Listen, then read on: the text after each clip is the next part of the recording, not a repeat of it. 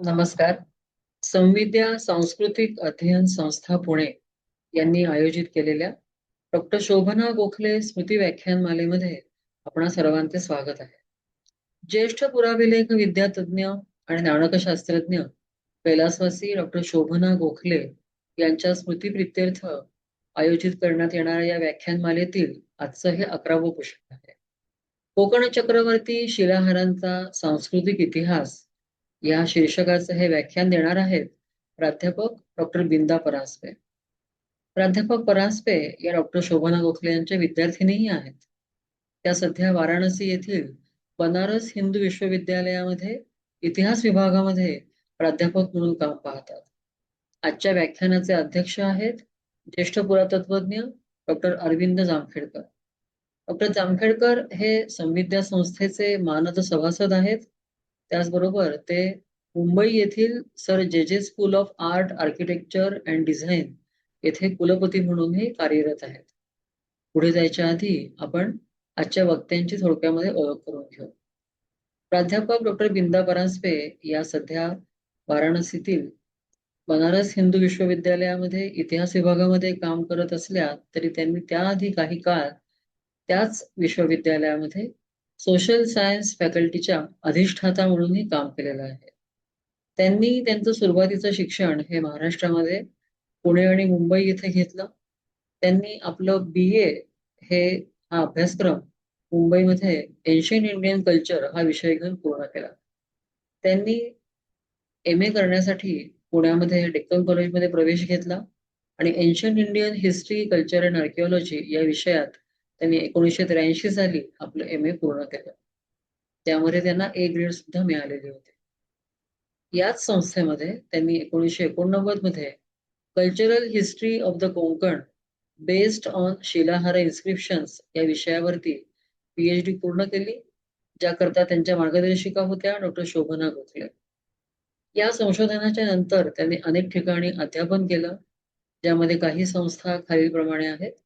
सोलापूर येथील पंढरपूर कॉलेज, मुंबईमधील RD national college, मुंबईतील पार्ले येथील साठे कॉलेज या काही संस्थांमध्ये काम केल्यावर त्यांनी 2006 मध्ये बनारस हिंदू विश्वविद्यालयामध्ये दाखल होऊन इतिहास विभागामध्ये त्यांचं अध्यापन करायला सुरुवात केली.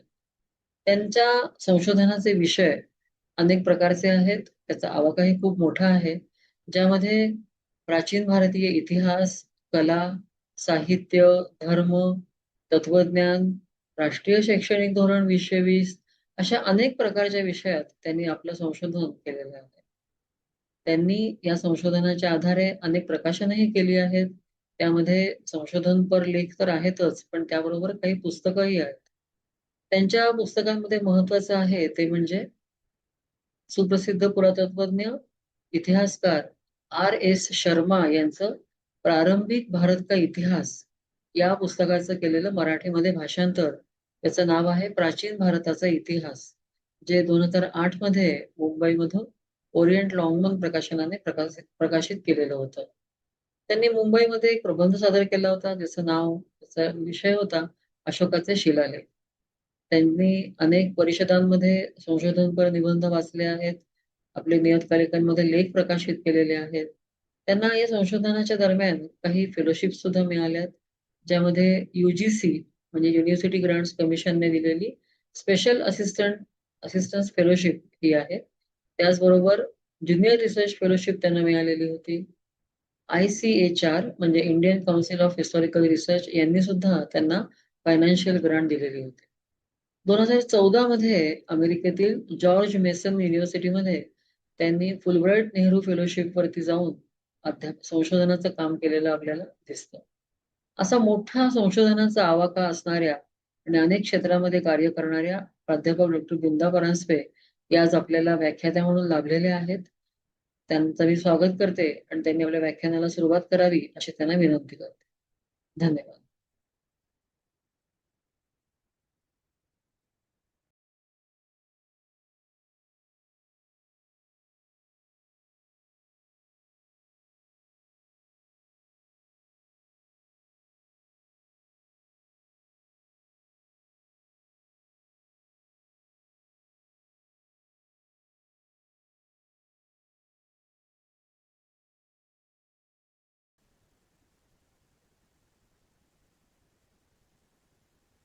नमस्कार. पुराभिलेख शास्त्र आणि नाणकशास्त्र या दोन्ही विषयांमध्ये ज्यांचा खूप मोठा अधिकार होता अशा प्रोफेसर शोभना गोखले यांच्या स्मृतीप्रित्यर्थ आपले काही विचार इथे मला मांडायची संधी मिळाली आहे, याच्याबद्दल आयोजकांचे सगळ्यात आधी मी आभार मानते.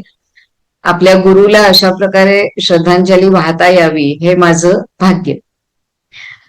मी शोभना गोखले मॅडमच्या मार्गदर्शनामध्ये कोकणवर्ती शिलाहारांच्या राजवटीचा आणि त्यांच्या अभिलेखांवरून जे काही आपल्याला माहिती मिळते त्याच्या आधारावर इतिहास कसा लिहिता येतो याच्यावर काही अभ्यास केला आणि मला त्याच्यामुळे PhD ची डिग्रीही मिळाली. तेव्हा आपण आज कोकण चक्रवर्ती शिलाहारांचा सांस्कृतिक इतिहास या विषयावर थोडीशी चर्चा करूया.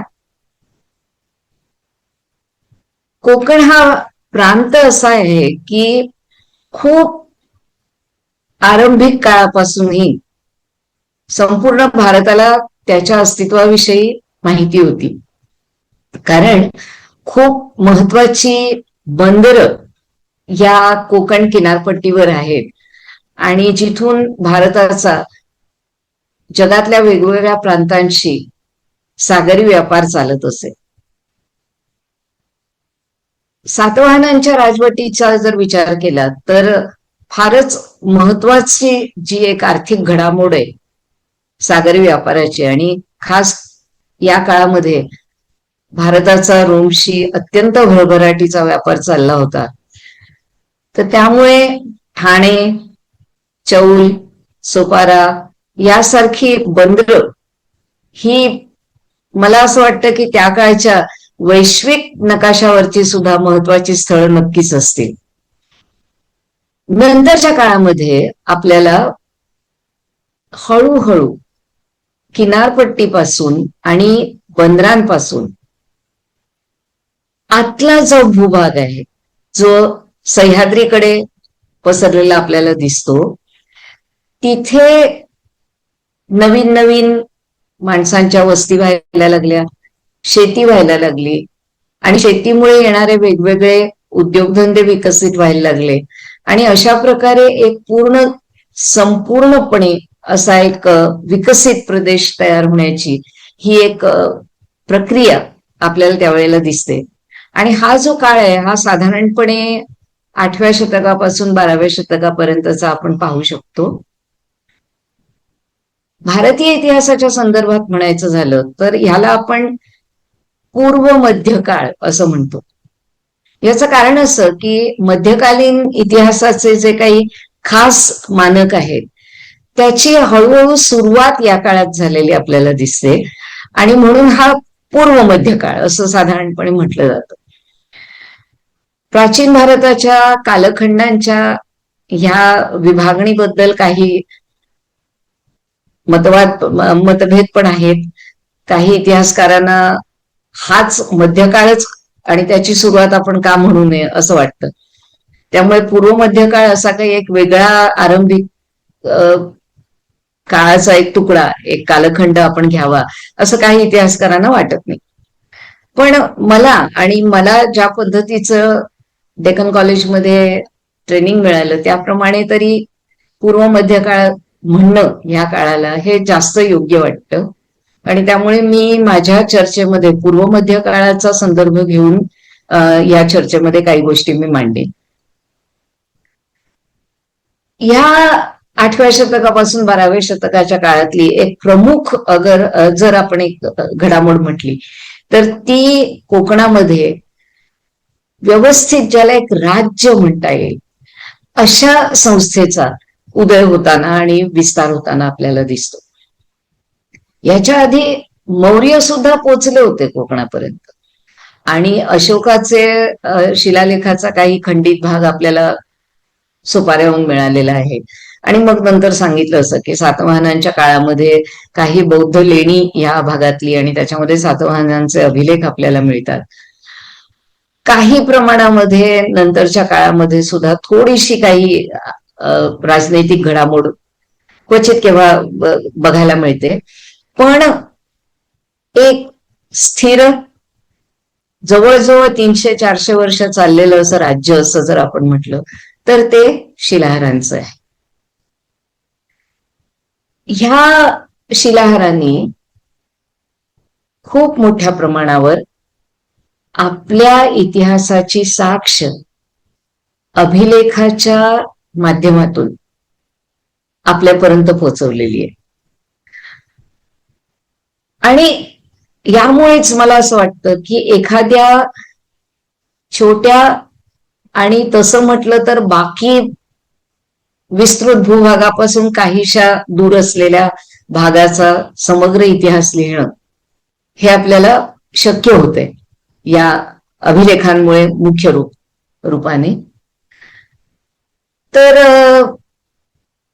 शोभना गोखले मॅडम आणि डेक्कन कॉलेज आणि डेक्कन कॉलेजचं पुरातत्वाचं जे अध्ययन आहे त्यांनी एक खूप मोठी कामगिरी ऐतिहासिक अध्ययनामध्ये केली, आणि ती म्हणजे एखाद्या भूभागाचा सांस्कृतिक इतिहास लिहिताना तत्कालीन ऐतिहासिक भूगोलाला कसं बघावं. कारण असं आहे की भौगोलिक पार्श्वभूमी लक्षात घेतल्याशिवाय बऱ्याचशा राजनैतिक घडामोडींचा आपल्याला चांगलं आकलन होऊ शकत नाही. तर त्यामुळे हा जो ऐतिहासिक भूगोलाचा एक इतिहासाचा जो एक भाग आहे तो डेक्कन कॉलेजमध्ये खूपच चांगल्या पद्धतीने, आणि मला असं वाटतं की अगदी ज्याला आपण असं म्हणू की अगदी छोट्या प्रांतापासून एका विस्तृत प्रांतापर्यंत, नदी नाल्यांपासून वेगवेगळ्या टेकड्यांपर्यंत आणि पर्वतरांगांपर्यंत, समुद्राच्या तटवर्ती इलाक्यापासून एखाद्या थोड्याशा ओसाड म्हणता येईल अशा प्रांतापर्यंत सगळ्या प्रकारच्या भूभागांचा समग्रतेने इतिहास कसा आपल्याला लिहिता येतो हे डेक्कन कॉलेजच्या अनेक अध्ययनांमधून आणि प्रकल्पांमधून आपल्याला दिसून येतं. आणि हे मला तरी असं वाटतं की आय वॉज व्हेरी लकी की शोभना गोखले मॅडमनी मला त्याचं चांगलं ट्रेनिंग दिलं, आणि शिलाहारांच्या अभिलेखांवरून कोकणाचा तत्कालीन एक ऐतिहासिक भूगोल आपल्यासमोर कसा उलगडतो हे मला बघता आलं.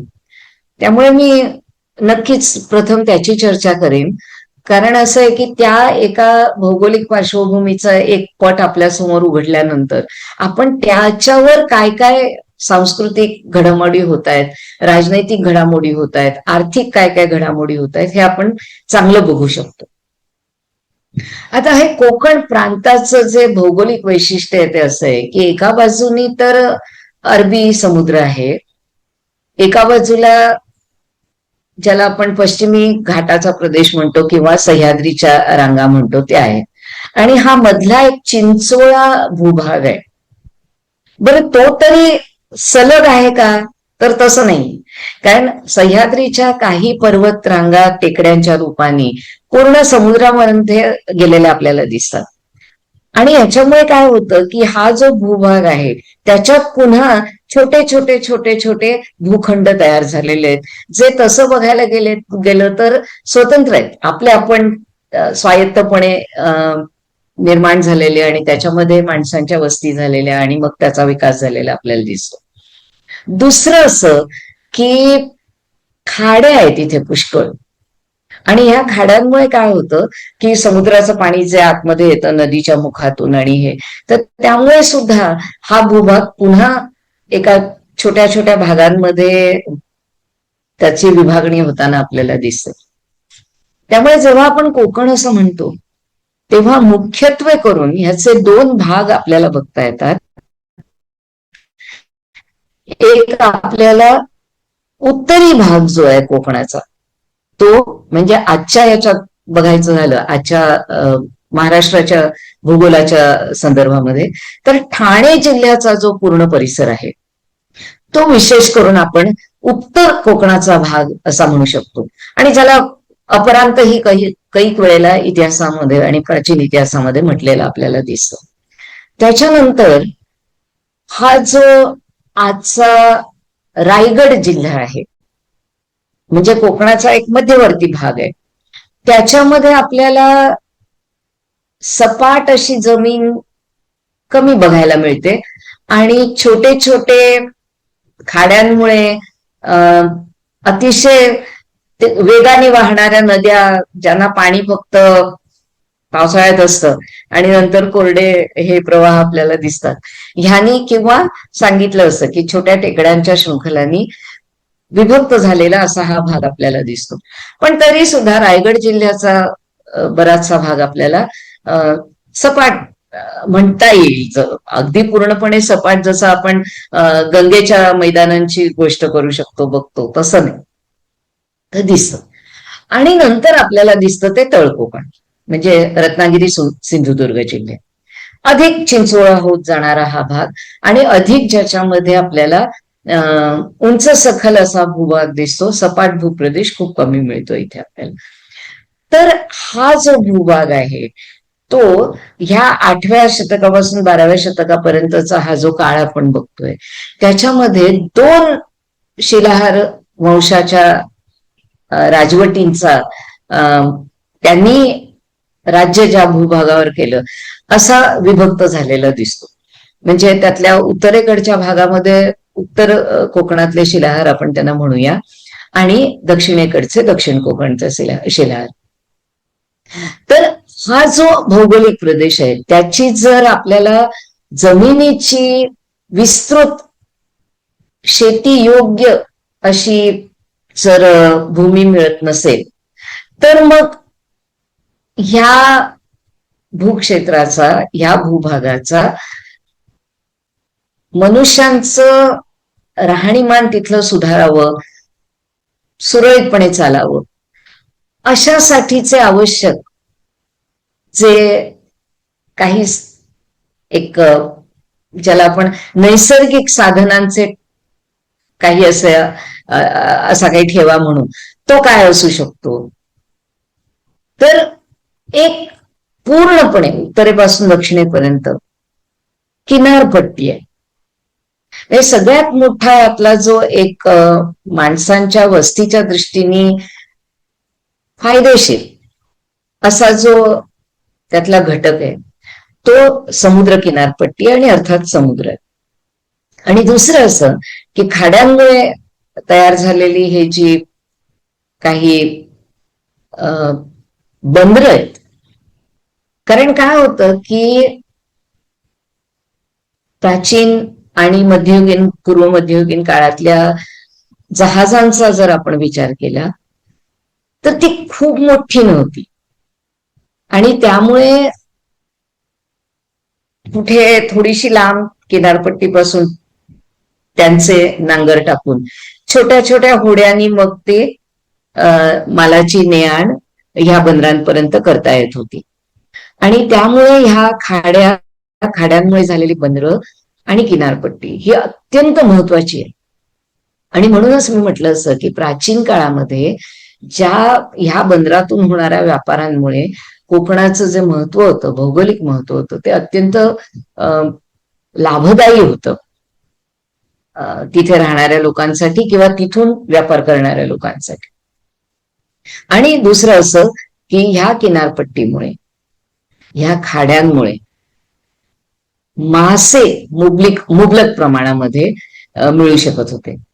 तर मग काय होतं की आहारासाठी एक चांगला पोषक आहार माशांच्या रूपाने अगदी सहजपणे किनारपट्टीवर राहणाऱ्या लोकांसाठी उपलब्ध होत.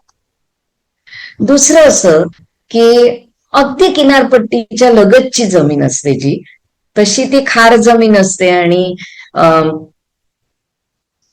काही प्रमाणामध्ये खारी वाळू किंवा खारं पाणी सुद्धा त्याच्यामध्ये झिरपलेलं असतं.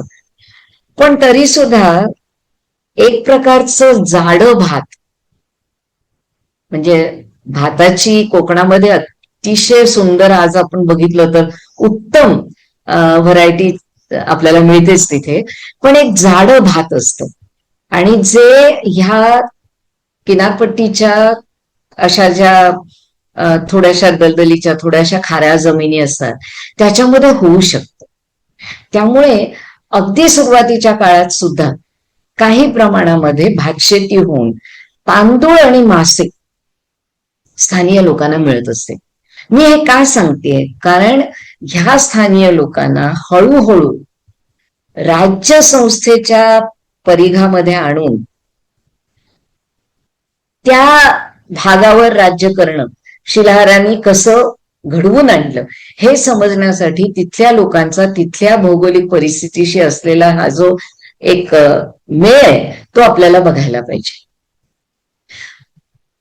तिसरी एक महत्वाची गोष्ट की हे जे खारं पाणी आहे भरतीच्या वेळेला ते थोडं मूळ जमिनीच्या भूभागापर्यंत येतं आणि मग पुन्हा ओहोटीच्या वेळेला मागे जात. ते अडवून मीठ या खाऱ्या पाण्यापासून बनवण्याचा एक व्यवसाय कोकणामध्ये चालतो, जो ऐतिहासिक काळामध्ये सुद्धा चालत होता. आणि ते आपल्याला शिलाहारांच्या अभिलेखातून कसं दिसतं हे बघायची एक मेथडॉलॉजी, एक बघायची एक पद्धत आपल्याला ह्या अभिलेखांवरून विकसित करता येते. त्यामुळे मीठ हे एक महत्वाचं आपल्याला तिथलं एक असं नैसर्गिक साधन दिसतं की ज्याच्यामुळे माणसाला काही ना काहीतरी थोड्याफार प्रमाणामध्ये व्यापारासाठी एक महत्वाचा काहीतरी जिन्नस मिळतो तिथे. आणि मग अनेक प्रकारची वृक्षराजी ज्याच्यामुळे काही प्रमाणामध्ये वृक्षराजीपासून उपलब्ध होणाऱ्या वस्तूंचा व्यापार किंवा प्रत्यक्ष झाडांच्या लाकडाचा व्यापार हाही होऊ शकत होता. सांगायचा उद्देश असा की शेतीच्या उत्पन्नाच्या दृष्टीने अत्यंत प्रगत नाही, पण अतिशय दुसऱ्या पद्धतीने संपन्न असा हा भूभाग आहे. काही खनिजेही आहेत त्याच्यामध्ये. आणि सांगायचा मुद्दा असा की कोकणाची भूमी जी आहे ती अनेक प्रकारच्या समृद्धीची भूमी आहे आणि प्राचीन मनुष्याने मानवानी त्याचा शोध घेतलेला असणार. त्यामुळे छोट्या छोट्या वस्त्यांमध्ये पण सगळीकडे मानवी वस्ती होती असं आपल्याला लक्षात येतं. कारण तसं नसतं तर ज्या लोकांचे आपल्याला उल्लेख मिळतात ह्या आपल्या शिलाहारांच्या शिलालेखांमध्ये, त्याच्यामध्ये त्या एक निरंतरता, एक कंटिन्युटी त्याच्यामध्ये आपल्याला दिसते. म्हणजे ती लोक पहिल्यांदा तिथे आहेत, त्याच्यानंतर शिलाहारांच्या राजवटीमुळे काही तिथे बदल झालेले आहेत असं होताना दिसतं आपल्याला. नव्यानेच काही ती भूमी तिथे लोक राहायला गेलीत असं दिसत नाही. पण काही भाग असे आहेत की कदाचित तिथे खूप छोटी छोटी छोटी एक शेतं असतील, फार विस्तृत प्रमाणामध्ये शेती होत नसेल, आणि मग शिलाहारांनी प्रोत्साहन देऊन नवीन लोकांना तिथे जाऊन नवीन भाग शेतीखाली आणण्यासाठी काही दानं दिली आणि वसवलं असं असू शकतं असं आपल्याला दिसतं. त्यामुळे हा जो एक भौगोलिक पार्श्वभूमीचा भाग आहे त्याच्यामध्ये एक बदल कसा कसा होत जातोय शिलाहारांच्या काळामध्ये हे आपल्याला बघता येतं. मग ह्याचे आपल्याला भूगोल आणि शिलाहारांचे अभिलेख ह्यांना एकत्र करून काय दाखले मिळतात ते आपण बघूया. असं आहे की शिलाहारांनी सुरुवातीच्या काळामध्ये जेव्हा आपली वंशोत्पत्तीची कथा सांगितली तेव्हा त्यांनी ती अशी सांगितली की परशुरामाच्या बाणापासून रक्षण करणारा पूर्वपुरुष तो शिलाहारांचा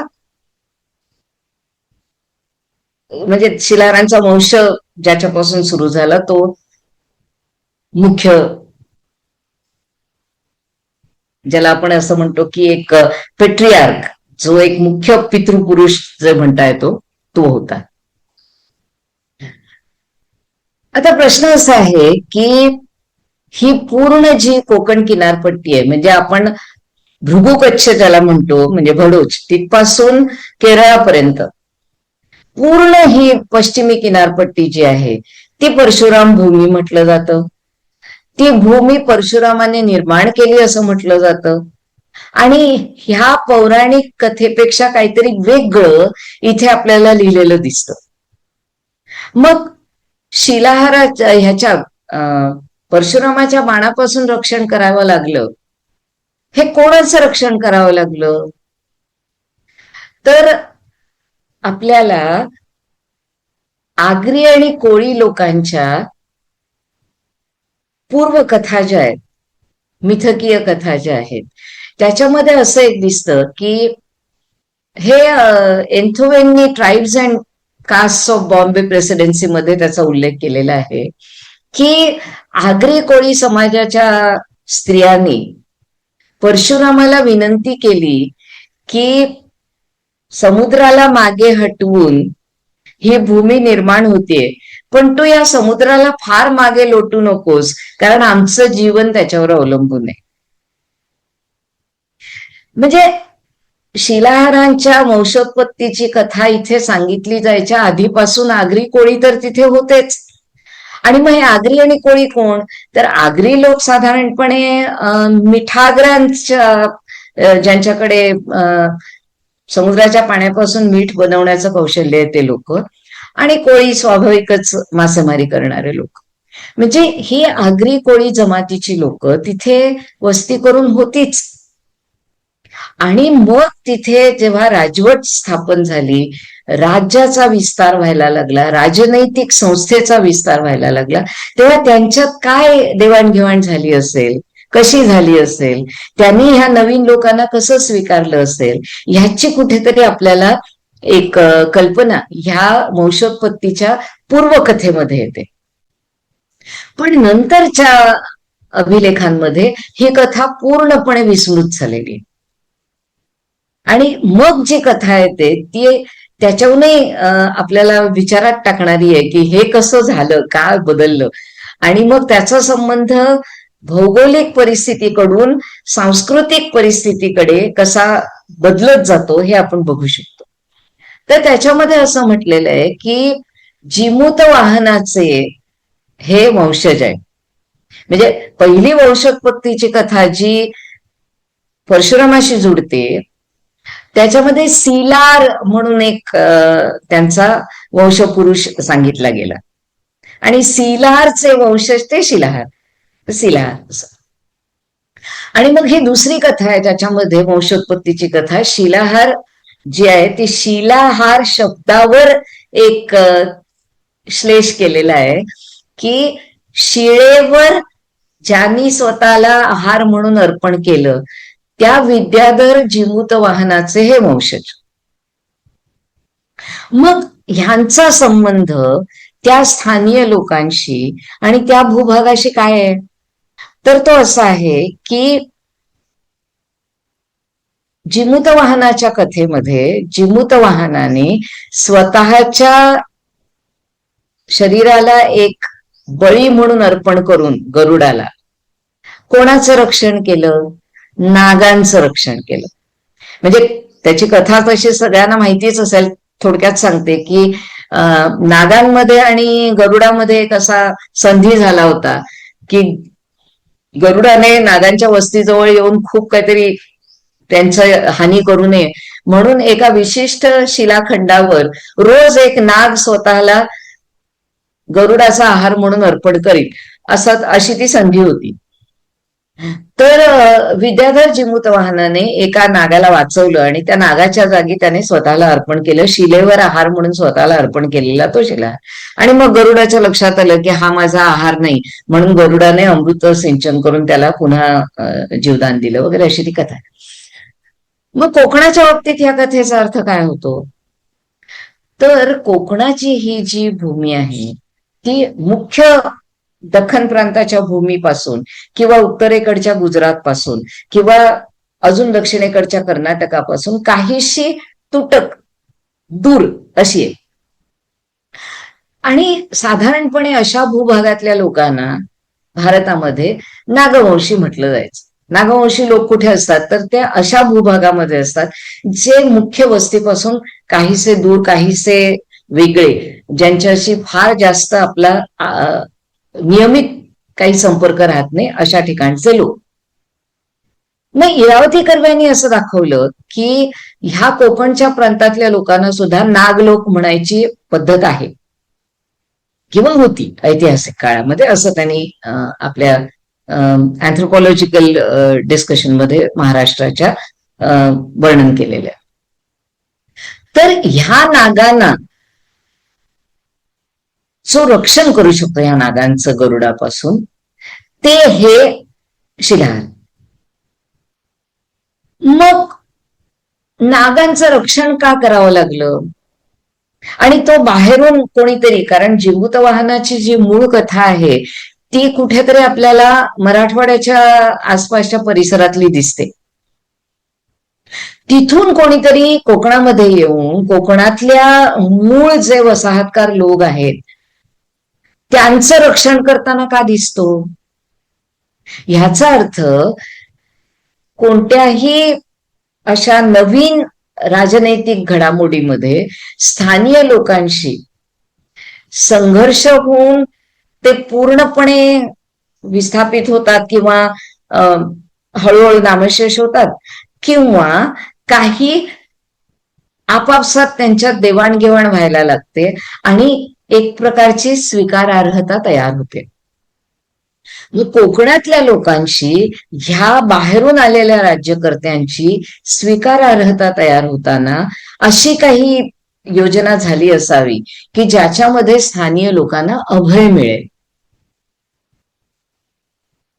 आणि हे अभयदान जे मिळालं शिलाहारांकडून आणि म्हणून हळूहळू स्थानिय त्यांच्या प्रशासनामध्ये ह्या ज्या मूळ वसाहतकार लोकांच्या ज्या काही आपल्याला त्यांची नावं दिसतात की जे त्याच्यामध्ये काही भूमिका घ्यायला लागलेत त्या स्थानिय प्रशासनामध्ये, कारण ती त्यांचीच भूमी आहे, तो त्यांचाच भूभाग आहे, त्याच्यावर हे राज्यकर्ते येऊन राज्य करायला लागलेत. त्यांनी नवीन भूमी संपादन करायला सुरुवात केलेली आहे. नवीन लोकांना तिकडे येऊन वस्ती करायला आवश्यक सगळी व्यवस्था ते करतायत. तर स्थानिय लोकांशी त्यांनी मग काहीतरी तडजोडी केल्या असतील, देवाणघेवाण केली असेल आणि ती अशा प्रकारच्या कथांमधून व्यक्त होताना आपल्याला दिसते. पण दुसरीकडे आपण आगरी कोळी लोकांचा जर विचार केला तर कोळी लोकांचा तर क्वचितच काहीतरी आपल्याला आभास ह्या अभिलेखांमधून मिळतो, पण आगरी लोकांचा मात्र निश्चित मिळतो आपल्याला. तो कसा मिळतो. आता हे थोडस इतिहासापासून विषयांतर करून मी एक गोष्ट सांगू इच्छिते की कसं मला हे वाटलं की ह्याच्याबद्दल आपण काहीतरी विचार करावा. तर आगरी सेना हळूहळू महाराष्ट्राच्या राजकारणामध्ये पुढे यायला लागली होती एका काळामध्ये. तर मग आगरी सेनेचे हे लोक कोण बाबा, हे आगरी कोण, कुठचे, त्यांचा काय इतिहास, म्हणजे एका परीने त्यांचं राजनैतिक अस्तित्व नकारण्याचा किंवा निदान ते खूप महत्वपूर्ण होऊ नये हे करण्याचा एक त्याची चाल म्हणजे त्यांना ऐतिहासिक त्यांची जी एक कोकणातली दखल जी आहे, त्यांची जी वस्ती आहे, जे मूळ वसाहतकार म्हणून त्यांना एक जी ओळख असू शकते ती न करायची. मग मी असा विचार केला की 8व्या शतकापासून 12व्या शतकापर्यंतच्या या शिलाहारांच्या राजवटीत मला आगरी दिसतात का. कारण समुद्र किनारपट्टी आहे, मीठ आहे, समुद्र किनारपट्टीवर होणारी काही एक खास प्रकारच्या जाड्या भाताची लागवड आहे, भातशेती तिथे होते. मग हे करणारे आगरी लोक दिसतात का आपल्याला. तर माझ्या असं लक्षात आलं की आगरी आगरी म्हणून लोक दिसत नाहीत, पण ग्रामनामांवरून विशिष्ट प्रकारच्या भूभागाची भौगोलिक जी ओळख आहे त्याच्यावरून आपल्याला या आगरी लोकांचा अंदाज करतायत. म्हणजे असं की आपल्याला अशी ग्रामनामं मिळतात ज्याच्यामध्ये दुसरा भाग जो आहे नावाचा तो आगर आहे. दिवे आगर म्हणजे दीपिक आगर, विलासी आगर, अशा प्रकारचे आगर अशी एक नामाधिधान असलेली ग्रामनामं आपल्याला मिळतात.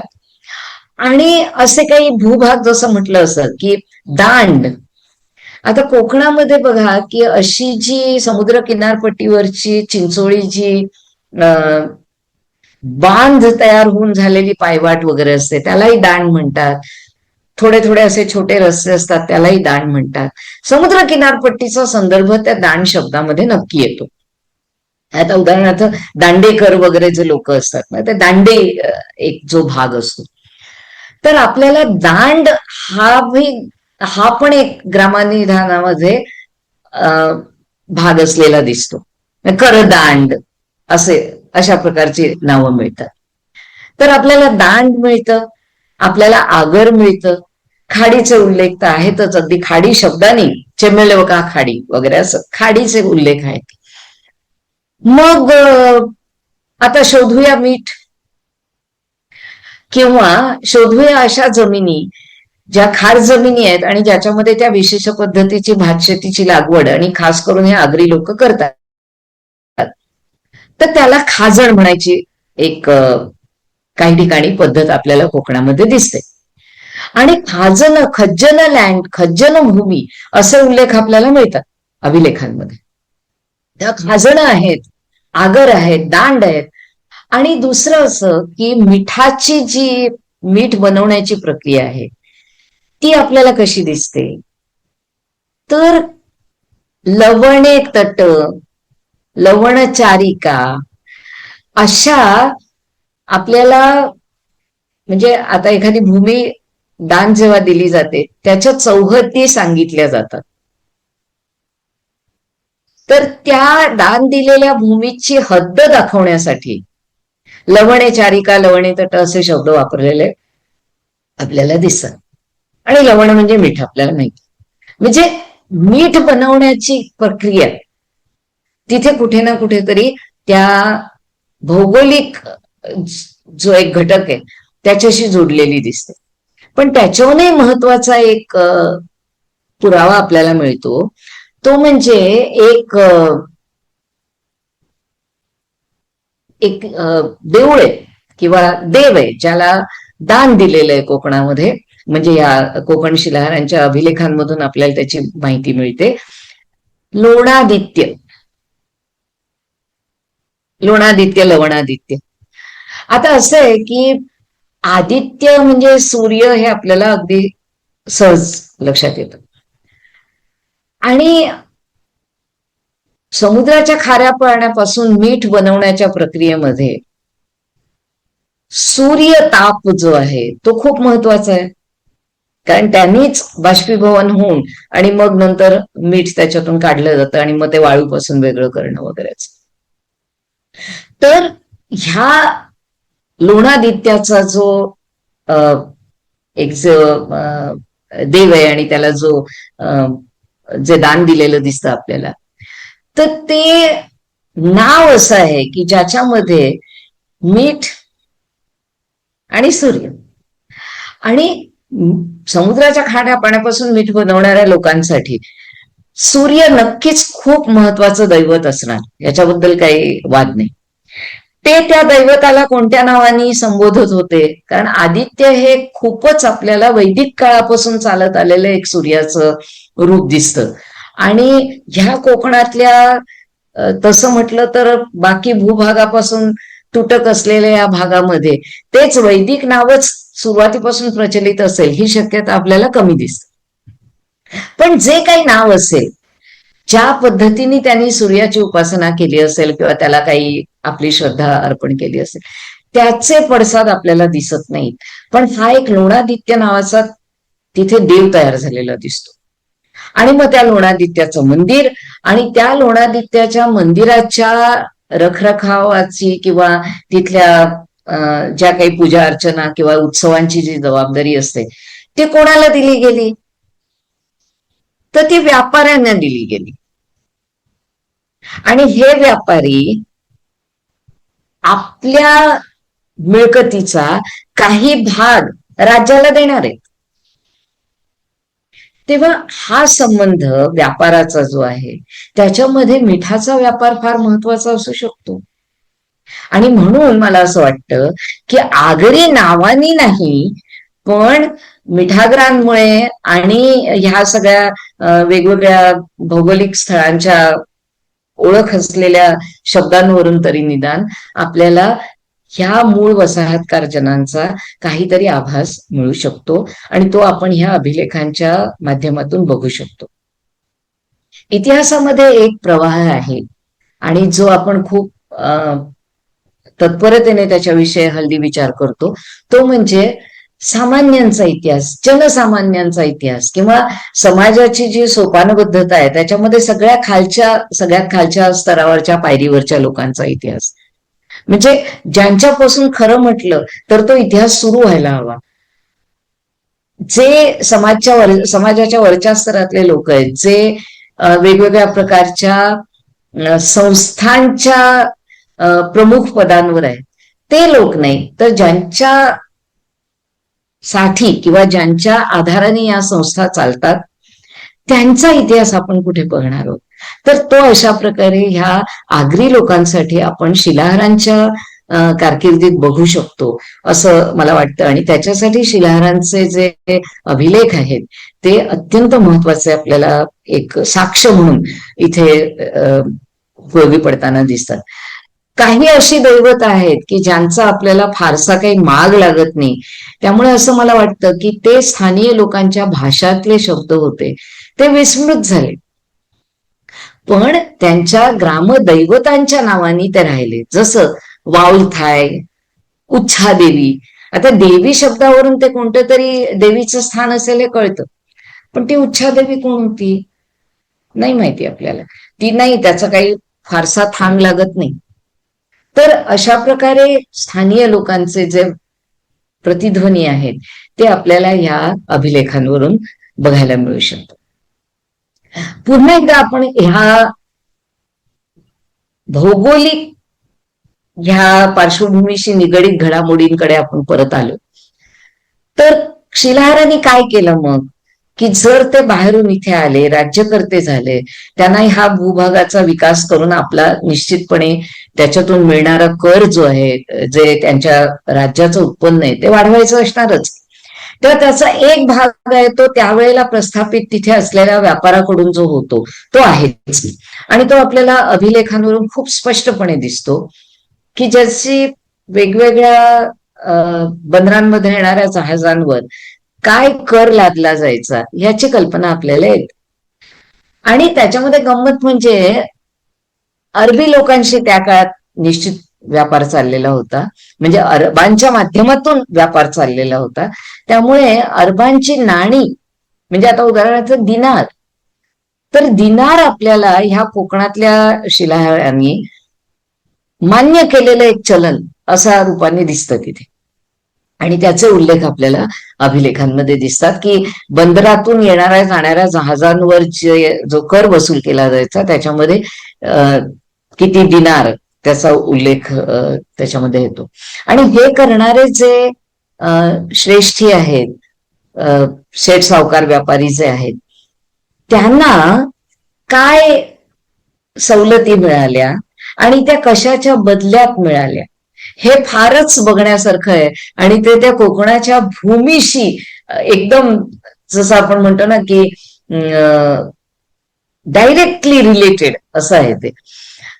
तर त्याच्यामध्ये आपल्याला असं दिसतं की ह्या जहाजांसाठी म्हणजे ह्या व्यापारासाठी देण्यात येणाऱ्या करावर काही सवलत मिळाली काही श्रेष्ठीनं. कशाच्या बदल्यात मिळाली, तर 4 लाख पोफळं, पोफळं म्हणजे पूर्ण सुपाऱ्या, सुपारीच्या आवरणासकट ज्या असतात त्या त्यांनी राजकोषाला द्यायच्या. आणि त्याच्या बदल्यात त्यांना काही त्याच्यामध्ये सवलत मिळालेली. आता सुपारी का? पुन्हा एकदा आपण कोकणाच्या भूमीचा विचार करूया की ज्याच्यामध्ये सुपारीचं उत्पन्न हे खूप चांगल्या मोठ्या प्रमाणात होऊ शकतं. तिथली जी जमीन आहे ती सुपारीच्या उत्पादनासाठी खूप योग्य जमीन आहे आणि शिलाहारांच्या काळामध्ये नक्की खूप मोठ्या प्रमाणावर सुपारीची लागवड तिथे झालेली असणार. कारण ब्राह्मणांना जी दानं दिली गेली त्यातल्या काही दानांमध्ये त्यांना जी सवलत दिली गेली ती सुपारीच्या झाडांवर सुद्धा दिली गेलेली आहे. म्हणजे ब्राह्मणांना दिलेली धर्मार्थ दानं जी आहेत, आता ही व्यापाऱ्यांना दिली आणि त्या व्यापारी काही सवलतींसाठी त्यांनी पोफळं राजदरबाराला दिली. पण इथे ब्राह्मणांचं जे मी तुम्हाला सांगते की त्याच्यामध्ये त्यांना धर्मार्थ दिलेलं दान आहे. त्याच्यावर फारशी कर वसुली होत नव्हती. काही वेळेला ती करमुक्त दानं असायची. पण करमुक्त न करता सुपारीच्या झाडांवर त्यांना जो कर द्यायचा होता त्याच्याहून तो कमी केलेला असणार असं आपल्याला त्या उल्लेखांवरून दिसतं. त्यामुळे सुपारी हे एक मोठं उत्पन्नाचं साधन स्थानिक लोकांसाठी सुद्धा, त्याच्या होणाऱ्या व्यापाऱ्यांसाठी सुद्धा आणि राजाच्या तिजोरीसाठी सुद्धा बघितलं तर कोकणात दिसतं. आणि शिलाहारांची याच्यामध्ये एक योजकता आपल्याला दिसते की त्यांनी ते उत्पन्न नक्की वाढवलं असेल की ज्याच्यामुळे त्यांचं जे करसंग्रह आहे त्यांचा तो वाढत असणार आहे. आता ह्या भूमीतलं जर आपण सुपारीचा विचार केला तर नक्कीच नारळाचा विचार करायला हवा. आणि आपण राष्ट्रकुल यांच्या क्षत्रपांच्या काळामध्ये बघितलंय, उशवदाताचा जो अभिलेख आहे मंजिरी तत्वाची खूप चांगली एक्सपर्ट आहे, ती जास्त चांगलं सांगू शकते की नारळीची रोप ही पण दान दिलेली दिसतात आपल्याला. म्हणजे नारळाची लागवड ह्या भागामध्ये केली जावी ह्याचे प्रयत्न शिलाहारांच्या खूप आधीपासून चाललेले आहेत आणि ती नारळांच्या बागा हळूहळू तयार होत असणारच आहे. शिलाहारांच्या काळामध्ये सुद्धा आपल्याला कसा त्याचा महत्वाचा एक उल्लेख आपल्याला बघायला मिळतो आणि तो आपण सामंतवादी जी पद्धत एक राज्य पद्धती आहे त्याच्या संदर्भात सुद्धा आपण त्याचा विचार करू शकतो की दक्षिण कोकणचे शिलाहार जे होते त्यांनी आपले जे पूर्वपुरुषांचं जे वर्णन केलंय त्याच्यामध्ये असं म्हटलंय की अवसर द्वितीय जो पूर्व एक राजा होता त्याने स्वतःचा अभिषेक नारळाच्या पाण्याने केलेला होता. म्हणजे नारळाच्या पाण्याचं स्नान असा उल्लेख आहे त्याच्यामध्ये. तर आता एका व्यक्तीला जर तुम्ही अभिषेकासाठी नारळ वापरणार असाल तर मला असं वाटतं की शेकडो नारळ लागलेच असतील त्याच्यामध्ये. पण त्याच्याहून एक महत्वाची गोष्ट अशी आहे की हा काही स्थानीय असा काही एक अनुष्ठानिक काही भाग होता का की ज्याच्यामध्ये एखाद्या व्यक्तीचं पावित्र्य विशेष काही त्याची जी जागा आहे ती नक्की करण्याचा हा काही एक प्रकार होता का? आता मला असं का वाटतं तर साधारणपणे पूर्व मध्य काळातल्या वेगवेगळ्या राजवंशांच्या जर आपण सुरुवातीच्या काळातल्या घटना बघितल्या म्हणजे राष्ट्रकूटांचं सुद्धा जे शिलाहारांचे सम्राट होते, शिलाहार आले कोकणामध्ये ते राष्ट्रकूटांचे मांडलिक म्हणून आले, तर त्यांनी सुद्धा हिरण्यगर्भ केला होता. तर हिरण्यगर्भ म्हणा, तुला पुरुष म्हणा, अशा प्रकारच्या वेगवेगळ्या अनुष्ठानिक कार्यातून राजे स्वतःची जी एक राज्यकर्ता म्हणून एक विशेष त्यांचा अधिकार जो आहे तो सिद्ध करत असत.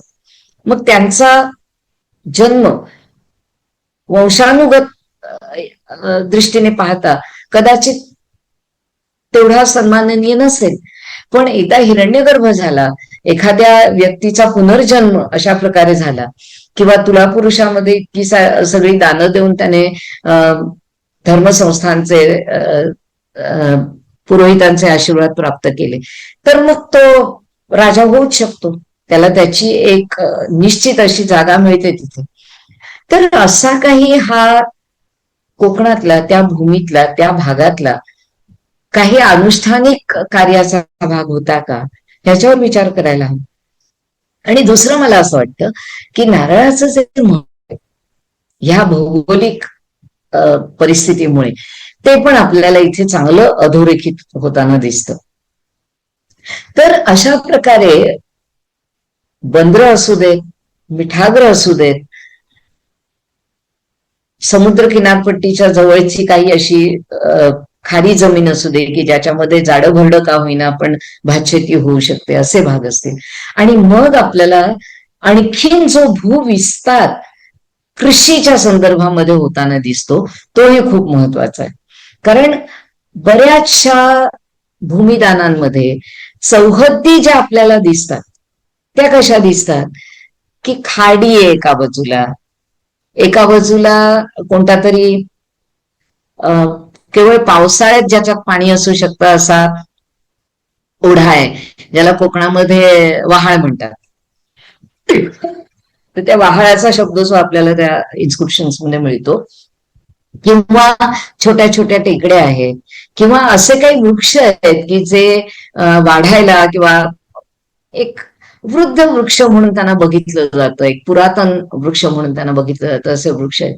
आणि त्याच्यामधली ती जमीन आहे जी कदाचित पहिल्यांदाच लागवडीखाली येत असेल आणि ती दान दिलेली आहे. पण जिथे ऑलरेडी लोक शेती करतायत किंवा त्यांच्या ज्या जमिनी आहेत त्याच्यावर त्यांचे मालकी हक्क आहे, त्याचा वेगळा उल्लेख दिसतो आपल्याला. म्हणजे एखाद्या व्यक्तीच्या नावाने ते शेत असतं, अमुक बटूचं शेत, अमुक उपाध्यायाचं शेत, असे उल्लेख मिळतात चौहद्दीमध्ये. म्हणजे ही दान दिलेली भूमी आहे ती कोणाच्या मालकीची असती तर त्याचा उल्लेख तसा आला असता, पण तसा तो येत नाही.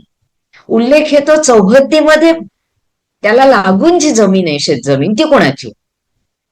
म्हणजे काही शेती ऑलरेडी होत होती, काही शेतजमिनी उत्पन्न देत होत्या आणि तिथल्या भागामध्ये कृषी विस्तार होऊ शकतो हे लक्षात घेऊन शिलाहारांनी खूप मोठ्या प्रमाणात, आणि हे आपल्याला जास्त करून ठाणे जिल्ह्यामध्ये झालेलं बघायला मिळतं. कारण स्वाभाविक आहे, जसं मी म्हटलं असं की जास्त सपाट आपल्याला ठाणे जिल्ह्यामध्ये बघायला मिळते भौगोलिकदृष्ट्या, आणि बाकी भागामध्ये शेतीचा खूप जास्त काही विस्तार या काळात झालेला होता असं आपल्याला दिसत नाही. तर यामुळे ही गोष्ट आपल्याला खूप लक्षात घेण्यासारखी आहे की विस्तार कसा होतोय शेतीचा. असं या पलीकडे जाऊन शिलाहारांच्या संदर्भामध्ये काही पूर्व मध्ययुगीन काळातल्या सरंजामी पद्धतीच्या सुरुवातीचे काही द्योतक असे उल्लेख आपल्याला मिळतात का, हे आपण बघू शकतो याच्यामध्ये. हे मी अशासाठी म्हणते की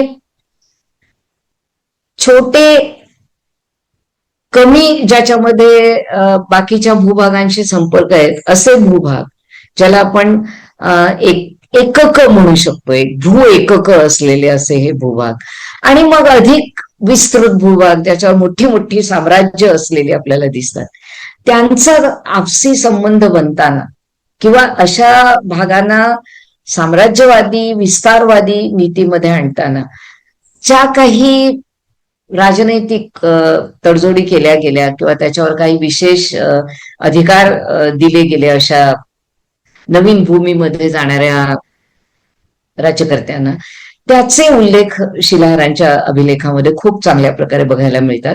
जसं त्यांच्या उपाधीमध्येच बघायला मिळतं की आधी त्यांनी मांडलिक त्रिनेत्र किंवा एक सामंतांचं खास एक त्यांना मिळालेलं बिरुद होतं समधिगत पंचमहाशब्द, की 5 प्रकारचे पवित्र असे जे ध्वनी आहे ते ह्या त्याचा अधिकार, म्हणजे ते ध्वनी यांच्यासाठी वातावरणामध्ये येतील, त्याचा नाद केला जाईल असे अधिकार, किंवा काही प्रमाणामध्ये न्यायाशी संबंधितचे अधिकार आहेत, त्याचं हस्तांतरण ह्या शिलाहारांपर्यंत आणि शिलाहारांकडून मग त्यांनी दान देत असलेल्या लोकांपर्यंत पोचताना दिसतं.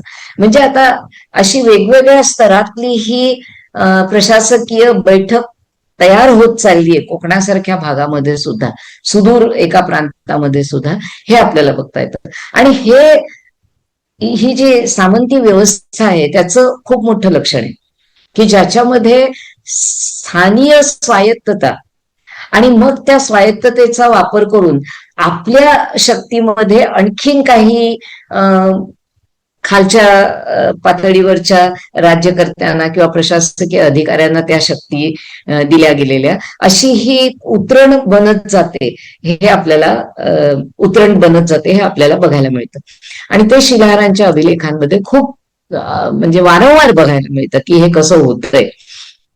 दुसरं असं की कालांतराने जेव्हा जे मुख्य चक्रवर्ती सम्राट असतात त्यांची शक्ती जर क्षीण झाली तर हे सामंत स्वतःला जास्त स्वायत्तता घेताना आणि त्याच्या द्योतक उपाधी घेताना दिसतात.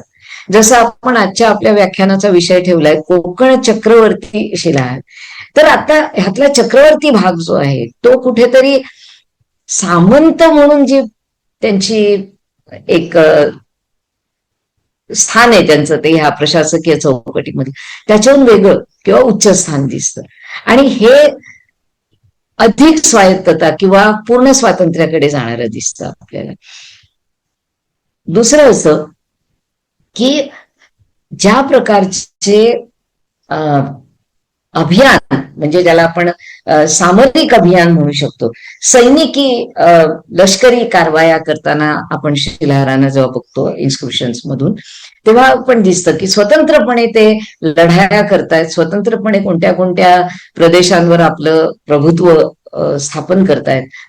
कारण ह्याचा एक उल्लेख फार आपल्याला मजा वाटेल ते ऐकायला की आपण प्राप्त केलेला हा विजय सोमनाथाला अर्पण करण्यासाठी शिलाहार राजा जाताना आपल्याला दिसतो.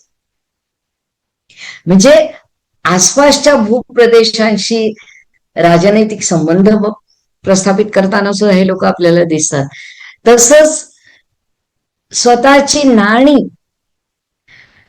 त्याच फार म्हणजे नमुने म्हटले तर एक छद्वैदिवाच केवळ आपल्याला चित्तराजाचं एक नाणं मिळतं, बाकी विशेष काही मिळत नाही. पण त्याचे उल्लेख मिळतात. गद्याण जी नाणी होती त्या काळातली त्याचे उल्लेख मिळतात. आणि नाणी ते पाडत असावेत ह्याचा अंदाज तर करता येण्यासारखी स्थिती आहे. तर हे हळूहळू हळूहळू स्थानीय स्वातंत्र्याकडे प्रवास यांचा होताना आपल्याला शिलाहारांचा दिसतो. सामाजिक परिस्थितीमध्ये जर बघितलं आपण तर 8व्या शतकापासून 12व्या शतकाकडे येताना जे स्थानीय कृषी क्षेत्रातले जे आपण त्याला असं म्हणतो की शेतीवाती करणारे जो लोक होते, व्यापारी तर आहेतच महत्वाचे आणि व्यापाऱ्यांचं जे महत्व आहे ते आपल्याला अभिलेखांमध्ये दिसतच आहे पुन्हा पुन्हा. पण हळूहळू हे जे स्थानीय जे शेतीभाती करणारे लोक आहेत त्यांचं सुद्धा प्रशासनामध्ये महत्व थोडं थोडं वाढताना दिसतं. आणि ते उल्लेख आपल्याला त्यांच्या नावांवरून जे मिळतात तीच नावं आजही कोकणामध्ये आपल्याला उपनाम म्हणून बघायला मिळतात. जसं पडवळ, म्हातारा किंवा म्हातार, तो म्हात्रेचा तो पूर्ववर्ती उच्चार असू शकतो, किंवा ठाकूर आहेत, देसाई आहेत, प्रभू आहेत, हे सुद्धा लोक जे आहेत ते जरा थोडेसे जास्त विस्तृत शेती असणारे किंवा बागायती असणारे लोक आज आहेत कोकणामध्ये. त्याची सुरुवात त्या काळात झालेली आपल्याला दिसते. आणि मग त्यांचे उल्लेख जे येतात ते दानं जेव्हा दिली जातात तेव्हा त्याचे साक्षी म्हणून किंवा देवाच्या नावाने दानं ज्यांनी स्वीकार केली असे लोक म्हणून, म्हणजे नक्कीच राज्याच्या दृष्टीने ते फार महत्वाचे लोक असणार म्हणून त्यांची नावं त्या अभिलेखांमध्ये येताना दिसतात. स्वतंत्रपणे ते दानही देताना दिसतात आपल्याला. तर हा जो एक बदल घडतोय कोकणामध्ये, सामाजिक काही शेतकरी लोक आहेत, जे बागायती लोक आहेत, त्यांचं महत्व हळूहळू वाढताना दिसतं. आणि मग एकदा ते स्थापित झालं, राज्य संस्थेने त्यांना एक मान्यता दिली असं म्हटल्यानंतर भले राज्यकर्ते बदलतील पण ह्या ज्या हे जे लोक आहेत स्थानिक स्तरावर आपलं महत्व टिकवून धरलेले, तर कोणत्याही राज्यकर्त्यांना त्यांना आपल्या व्यवस्थेमध्ये समाहित करून घेतल्याशिवाय पुढे जाणं शक्य होणार नाही, अशी हळूहळू त्यांची स्थिती बनत जाते. आणि हा विकास जो आहे आणि हा जो एक सामंती राज्य पद्धतीचा, समाज पद्धतीचा स्थिरीकरणाचा जो एक कालखंड आहे, तो आपल्याला कोकणामध्ये या काळामध्ये आयडेंटिफाय करता येतो, त्याची ओळख करता येते. दुसरं असं की जे वेदोमुख ब्राह्मण होते, ज्यांच्यामध्ये खास वैदिक ज्ञानाचं विशेष काही उपलब्धी होती, अशा ब्राह्मणांना कोकणामध्ये आणून वसवलेलं आपल्याला दिसतं खूप मोठ्या प्रमाणावर. आणि ज्याच्यामध्ये ऋग्वेदी आहेत, सामवेदी आहेत, यजुर्वेदी आहेत, तसंच वेदांच्या खास पठण पाठण पद्धतीबद्दलही आपल्याला माहिती मिळते, कारण क्रमविद ब्राह्मणांची आपल्याला ओळख त्याच्यामध्ये मिळते. पण ह्याच्याहूनही महत्वाची एक गोष्ट अशी दिसते की राजाच्या सल्लागारांच्या रूपाने ह्या ब्राह्मणांची काही समिती असावी, कारण स्मारिकेचा उल्लेख येतो आणि त्यातल्या ब्राह्मणांना, जसं दिव्यागरचे आपण अभिलेख बघितले, तर त्याच्यामध्ये एकाच राजाने नाही, तर त्या राजानंतर त्याचा कनिष्ठ भ्राता सुद्धा राजा झाला, तर तोही तेच त्यांचे हक्क स्थिर करताना दिसतो. म्हणजे आपण ते पद्मला राणीची जी शासनपत्र म्हणून जे आहेत, आणि ते शासनपत्र हा शब्द सुद्धा खूप महत्वाचा आहे, कारण ही ब्राह्मणांना दिलेली शासनं असायची. तर त्याचा उल्लेख आपल्याला जेव्हा मिळतो तेव्हा लक्षात येतं की स्मृतीनी ज्याला धर्मग्रंथ असं म्हटलं, आणि ज्याचा एक प्रकारे कसा, कोणत्या वर्णाच्या लोकांचा कसा व्यवहार असावा, त्यांचं योग्य काय, अयोग्य काय, अयोग्य असेल तर त्याला कोणत्या प्रकारचा दंड होऊ शकतो, योग्य असेल तर त्याला कोणत्या प्रकारचं प्रोत्साहन मिळू शकतं, ह्या सगळ्याची चर्चा जे धर्मशास्त्रांमध्ये आहे, त्याचे चांगले जाणकार असे हे लोक राजाच्या सल्ल्यासाठी दरबारात सुद्धा असतील, ह्याची एक आपल्याला झलक दिव्यागर जे ताम्रपत्र आहे त्याच्यामध्ये मिळू शकते. तेव्हा ब्राह्मणांचं हे जे स्थान आहे शिलाहारांच्या राजवटीच्या संदर्भामध्ये, ते चांगलं होताना ह्या काळात दिसतं की बाबा त्यांना गावं दिली जात आहेत, भूमी दिली जाते, त्यांच्यासाठी विशेष काही करामधल्या सवलती दिल्या जात आहेत, आणि राजाच्या सल्लागारांच्या रूपाने त्यांना स्वीकार केलेलं दिसते. आता मधल्या म्हणजे एकतर हे स्थानीय, मी सांगितलं असं की बागायतदार शेती करणारे लोक, एक ब्राह्मण, एक राज्यकर्ते, त्यांचे काही मंत्री, आणि मग आणखी समाजातली काय लोक आपल्याला ह्या अभिलेखांवरून दिसतात. तर एक आपण बघितले जे ज्याला आज आपण आदिवासी किंवा जनजातीय म्हणतो, ते कोळी आणि आगरी समाजाचे लोक आहेत. पण ह्याच्या पलीकडे सुद्धा आणखी कोण कोण लोक आपल्याला दिसतात. तर ह्याच्या दृष्टीने खारेपाटणचा जो अभिलेख आहे रट्टराजाचा, तो फार महत्वाचा आहे की मंदिर संस्था निर्माण होताना समाजातल्या विभिन्न वर्गाच्या लोकांना त्याच्यामध्ये स्थान दिलं गेलं, त्यांच्या योगक्षेमाची पूर्ण जबाबदारी शासनातर्फे घेतली गेली, आणि ती एक अशी स्वायत्त स्वतंत्र संस्था तयार होत गेली. आणि आपण मग नंतरच्या काळामध्ये आणि जास्त विस्तृत प्रदेशामध्ये ह्या मंदिर संस्थांचा सामंतवादी व्यवस्थेमधला जो एक त्यांचं जे स्थान आहे आणि त्याच्यामुळे समाजावर पडणारा त्यांचा जो प्रभाव आहे, तो आपण खूप चर्चांमध्ये ऐकलेला आहे, वेगवेगळ्या संदर्भामध्ये, चाहे म्हटलं तर ते ओरिसाच्या संदर्भामध्ये, कर्नाटकाच्या संदर्भामध्ये, तामिळनाडूच्या संदर्भामध्ये, तर तसंच आपल्याला कोकणाच्या संदर्भात दिसतं की ते जे मंदिर रट्टराजाच्या काळामध्ये त्याला दान दिलं गेले, तर त्याच्यामध्ये त्याने तेली, कुंभार, माळी अशा लोकांची घरं तिथे मंदिराच्या आवारामध्ये वसवली, आणि त्यांना तिथे मंदिराच्या सेवेमध्ये सेवेकरी म्हणून ठेवलं. आता ह्याच संदर्भातली आणखीन एक महत्वाची गोष्ट म्हणजे आपल्याला देवदासींच्या जसा काही स्त्रियांचा पण इथे या मंदिर संस्थेच्या संदर्भामध्ये उल्लेख सापडतो, आणि त्या मंदिराच्या देवदासी असाव्यात, कारण दारिका कुटुंब असं म्हटलेलं आहे, आणि ते बहुवचनी शब्द वापरलेला आहे त्याच्यामध्ये. म्हणजे अशा एकच असतील असं नाही, कदाचित आणखीनही काही स्त्रिया असतील की ज्यांना मंदिराच्या सेवेसाठी आणि मग मंदिराचा जो अनुष्ठानिक कर्मांचा जो भाग आहे त्याच्यामध्ये नृत्य, वादन, गायन अशा प्रकारे देवाची जी सेवा करण्याचा एक रिवाज होता, एक पद्धती होती, ती पण आपल्याला त्याचे उल्लेखही मिळतात शिलाहारांच्या अभिलेखांमध्ये.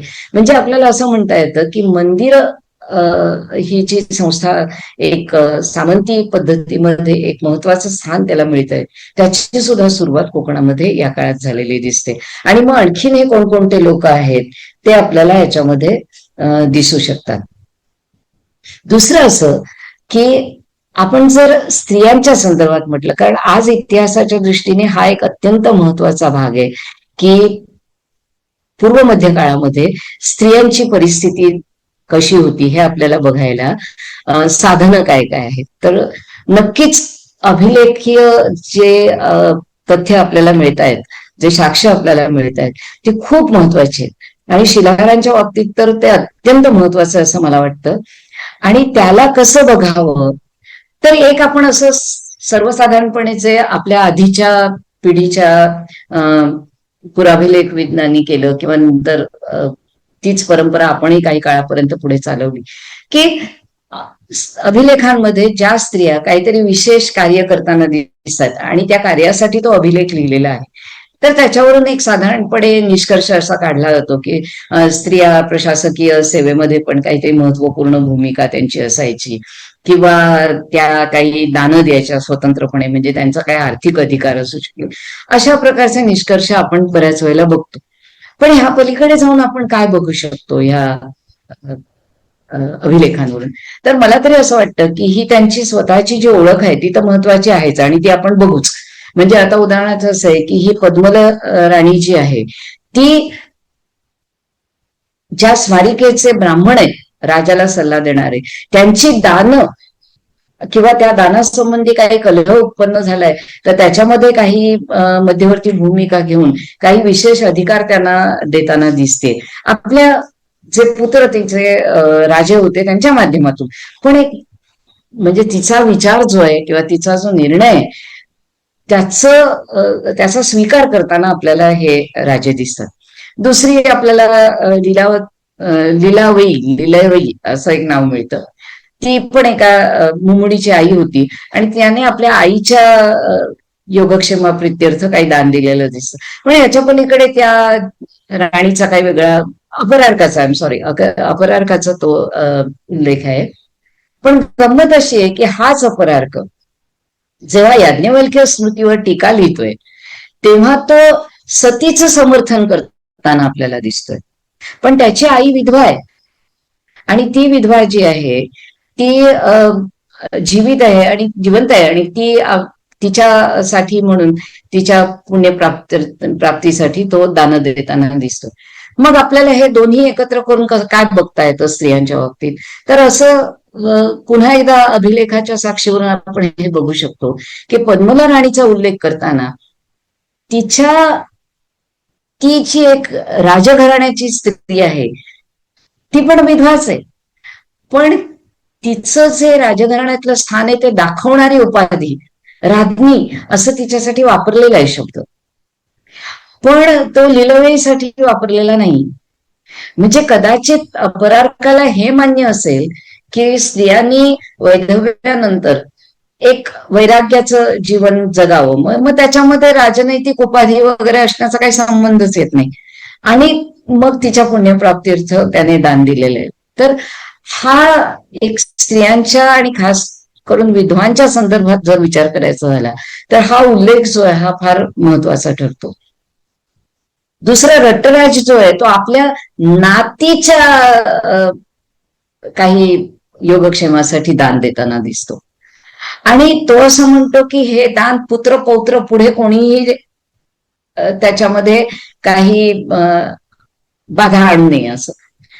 पुत्र पौत्र जर होते तर नातीसाठी का दान दिलं, म्हणजे नातीचं एवढं महत्व एका राजाला वाटतंय ते काय आहे आणि ते कोणत्या संदर्भात बघता येतं. आपल्याला त्याचा पुढे काही उल्लेख मिळत नाहीये, पण विचार करण्यासारखी गोष्ट आहे की राजघराण्यातली जी नात आहे राजाची, तिच्या काही योगक्षेमासाठी दान दिलं जातं. पण ह्या व्यतिरिक्त आणखीन कोणत्याही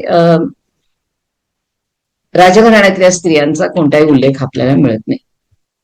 सामान्य जनसामान्यांच्या संदर्भातल्या बायकांचा असा उल्लेख विशेष आपल्याला काही मिळत नाही.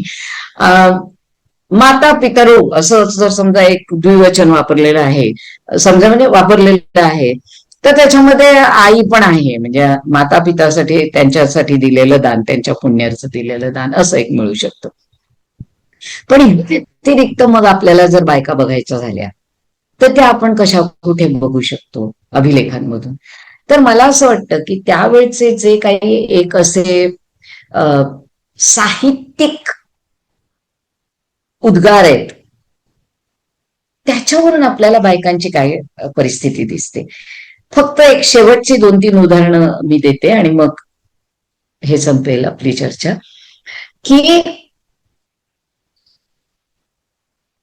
एखाद्या शिलाहार राजाचा म्हणजे काही उल्लेख जे आपल्याला मिळतात त्याच्याप्रमाणे सामरिक चांगला विजय काहीतरी त्याला प्राप्त झाला, तर त्या विजयाचं वर्णन त्याच्या स्वतःच्या शौर्याने तर होतच आहे, पण शत्रूच जे पूर्णपणे एक पराजयाचं जे दुःख आहे किंवा जी पीडा आहे ती कशी व्यक्त होते. तर शत्रूच्या स्त्रियांची जी दयनीय स्थिती होते त्याच्यावरून ती होते. म्हणजे असं की एक अभिलेखामध्ये असं म्हटलं जातं की राजाच्या शत्रूच्या स्त्रियांनी केलेल्या अश्रुपाताच्या सिंचनानी शिलाहार राजाच्या विजयाची वेळ आकाशापर्यंत पोचली. म्हणजे शत्रूच्या स्त्रियांनी केलेल्या विलापाचा हा जो एक खूप पीडादायी हा जो एक अनुभव आहे आणि त्याची जी व्याप्ती आहे ती अशा उद्गारातून व्यक्त करताना त्यांचे जे दरबारी लेखक असतील त्याच्यात त्या अभिलेखाची जो मसौदा ज्यांनी तयार केला त्याच्यामध्ये ते आपल्याला दिसत. किंवा दुसरं आणखीनही ते आजच्या आपल्या ज्या संकल्पना आहेत त्याच्याप्रमाणे बघता थोडस आपल्याला ते असभ्य पण वाटू शकतं की पराजय झालेल्या शत्रूच्या स्त्रिया आपले कुंभासारखे सुंदर स्तन उघडे टाकून केस मोकळे टाकून विदीर्ण अवस्थेमध्ये रस्त्यावरून जात आहेत. म्हणजे शत्रू जो आहे तो पुरुषच असणार आहे नक्की. एका पुरुषाने दुसऱ्या पुरुषाशी युद्ध करून त्याला पराभूत केलं. पण त्याच्या ज्या राज्यातल्या स्त्रिया आहेत, त्याच्या ज्या राजघराण्यातल्या स्त्रिया आहेत, पण दुसऱ्या शब्दात म्हणायचं झालं तर त्याच्या आश्रित आहेत आणि त्या स्त्रियांची इतकी दयनीय स्थिती झालेली आहे हे व्यक्त करून एखाद्या राजाचा विजय व्यक्त करणं किंवा त्याचं गुणगान करणं हे जे एक साहित्यिक उद्गार आपल्याला दिसतात त्याच्यावरून पण आपल्या असं लक्षात येतं की साहित्यिक संकेत जे असतात ज्याच्यामध्ये काही एक ज्याला आपण सभ्यतेचे संकेत म्हणूया ते जे असतात त्यात हे बसत असणार ना, हे स्वीकारार्ह असणार ना, म्हणून त्यांच्या अभिलेखांमध्ये हे लिहिलेलं आहे. तर अशा प्रकारे देवी देवतांचं असू दे किंवा काही असे ज्याला आपण स्टिरियोटाईप म्हणतो ते बघायचं झाले तर स्त्रियांच्या परिस्थितीवर अधिक विचार करण्यासारखी माहिती आपल्याला या अभिलेखांमधून मिळू शकते. अशाच प्रकारे आपण धार्मिक त्या काळातल्या काही काही घडामोडी म्हणा किंवा त्याच्यामुळे दिसणारे एक धार्मिक जीवनाचं चित्र आपण त्याचा उल्लेख करू शकतो.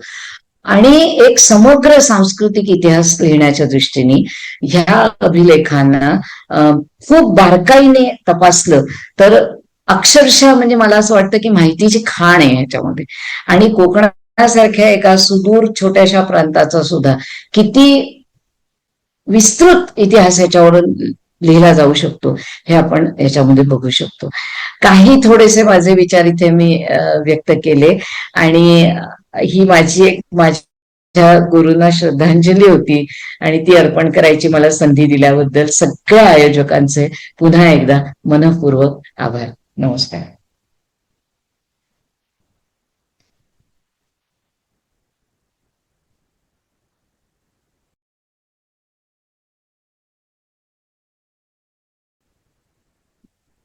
प्राध्यापक बिंदा परांजपे यांनी एक सुंदर विषय निवडला आणि त्याच्या माध्यमातून अभिलेखांच्या मधून आपण वेगळ्या प्रकारचा इतिहास कसा मांडू शकतो याचं उदाहरण त्यांनी आपल्याला दिलं. आपली सामान्य समजूत अशी आहे की नाणी आणि अभिलेख याच्यातून आपण राजवंशावळींची जुळणी कशी करायची याच प्रयत्नात असतो. वेगळ्या शब्दात अभिलेखातून फक्त आपण राजकीय इतिहास जाणून घेतो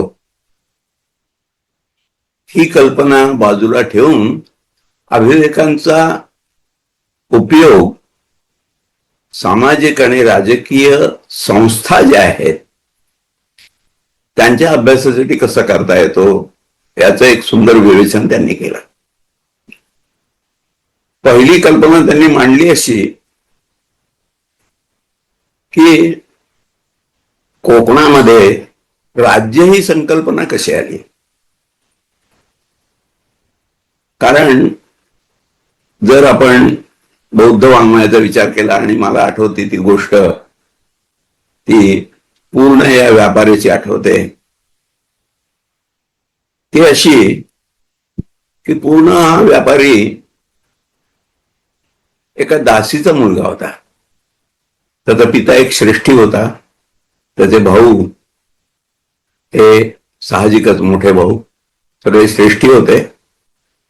परंतु त्या दासीने शेवटच्या दिवसांच्या मध्ये तिच्या पित्याची इतकी व्यवस्थित सेवा केली की पूर्णाला त्याचा पुत्र असल्याचा मान मिळाला. व्यापार करत तो अगदी उत्तरेमध्ये श्रावस्तीपर्यंत पोहोचला आणि तो जेव्हा भगवान बुद्धांना भेटला कारण त्याची इच्छा होती की भगवान बुद्धांचा जो मार्ग आहे तो आपल्याला त्यांच्याकडून त्यांच्या दर्शनातून आपल्याला प्राप्त व्हावा. त्यामुळे सगळा व्यापार वगैरे सगळ्या गोष्टी केल्यानंतर त्याने असं ठरवलं की आपण परिव्राजक व्हायचं आणि तो झाला.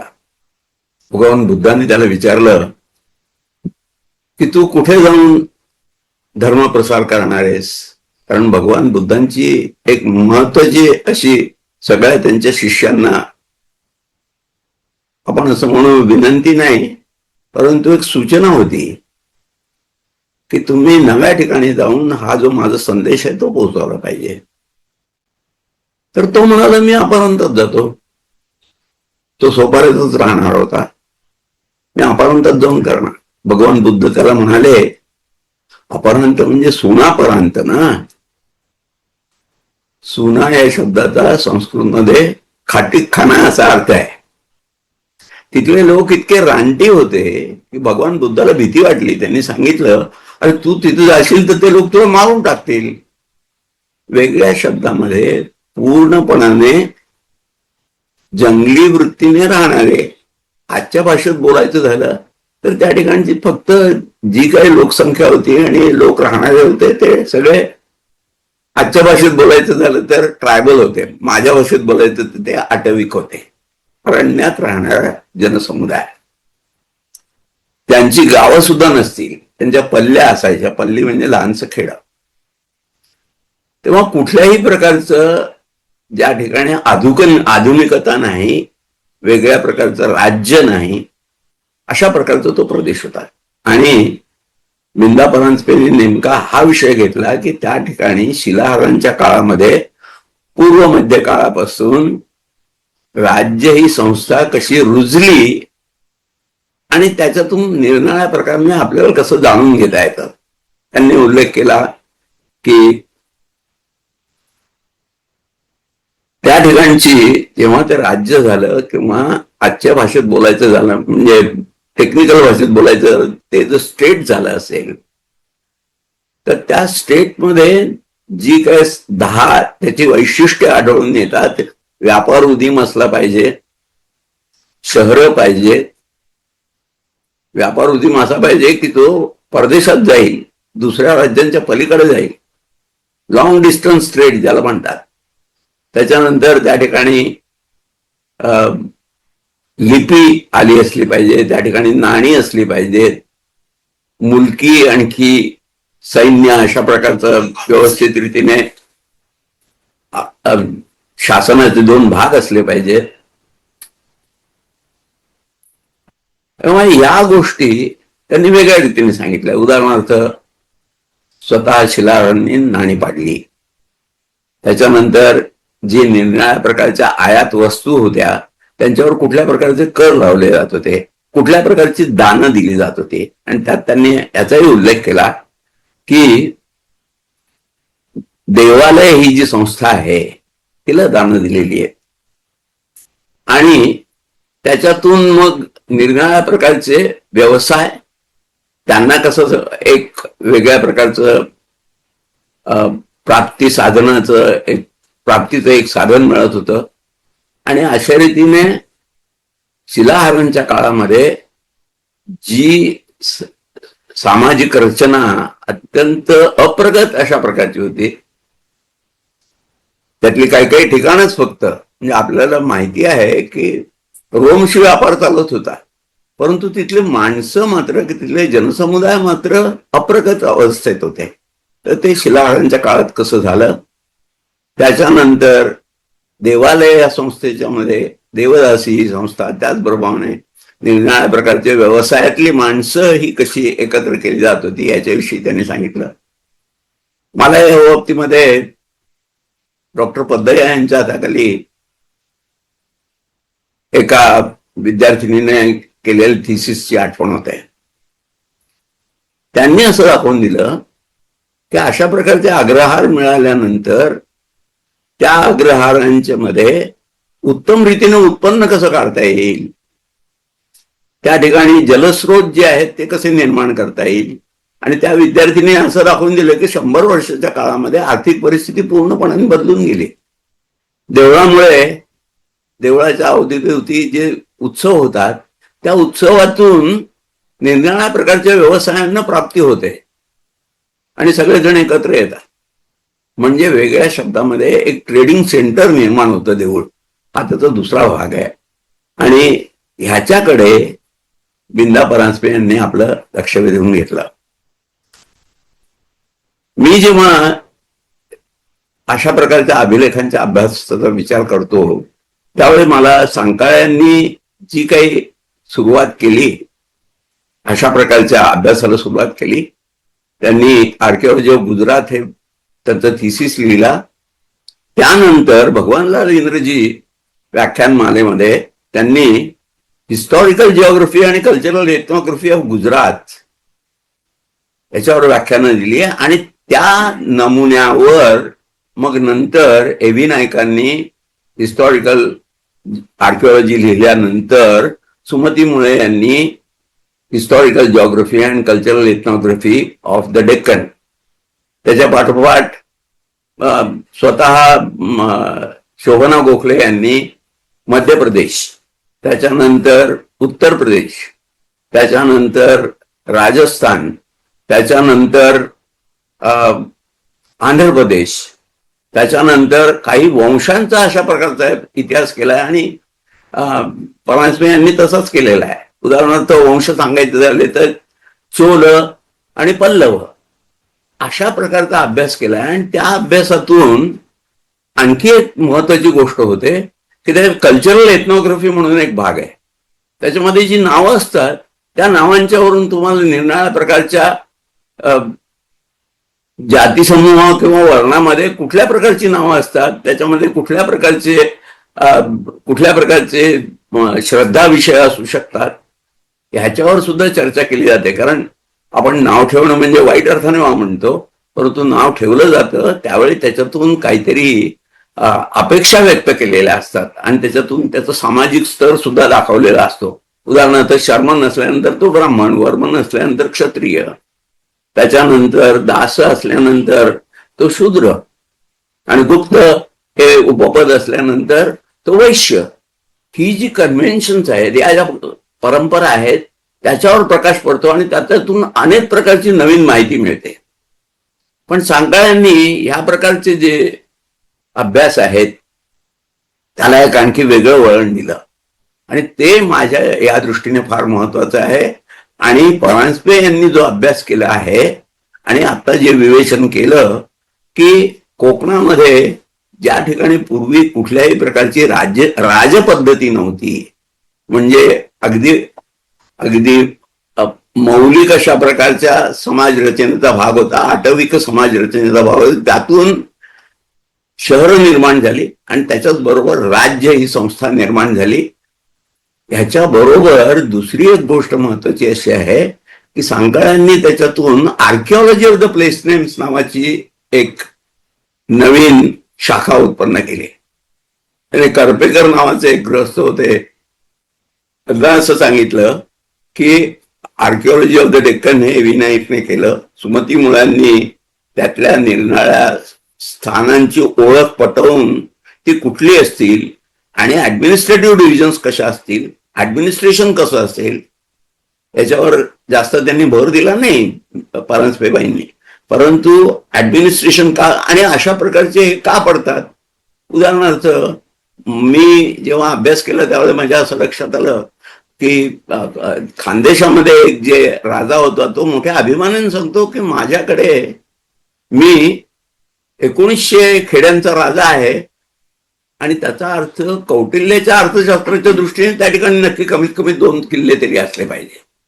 म्हणजे वेगळ्या शब्दामध्ये सिव्हिल ऍडमिनिस्ट्रेशन काय होतं, त्याचप्रमाणे त्या राज्याचं रक्षण कसं करायचं, शत्रू जर असला तर त्याच्या प्रकारे कुठल्या प्रकारची स्ट्रॅटेजी करत होते हे सुद्धा या अभ्यासातून लक्षात येतं. आणि कार्पेकरांनी जो अभ्यास केला त्याच्यामध्ये ते प्रत्यक्ष त्या गावात गेले. बऱ्याच वेळा असं असतं की एखादं गाव ओळखलं जातं व्युत्पत्तीशास्त्राच्या आधाराने आणि तो ओळखणारा माणूस हा कॉलेजमध्येच बसलेला असतो, तर त्या ठिकाणी गेलेला नसतो. त्याच्या 2-3 गावांचं ते ओळख होऊ शकते अशी पद्धत असते. तेव्हा कार्पेकर हे 3 ठिकाणी गेले आणि त्यांनी शोधून काढलं की नेमकं याचं तर कुठलं गाव असलं पाहिजे.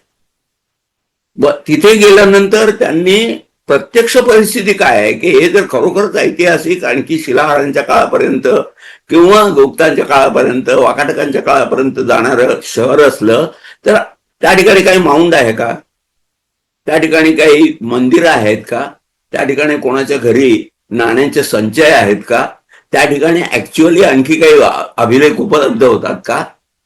म्हणजे त्या ठिकाणचा जो संस्कृतीचा आपण असं म्हणू उच्छेद आहे, म्हणजे एक आपण त्याला असं म्हणू की सांस्कृतिक क्रमाची जी एक परंपरा आहे ती त्या ठिकाणी लक्षात येते आणि तो वेगळ्या प्रकारचा अभ्यास होऊ शकतो.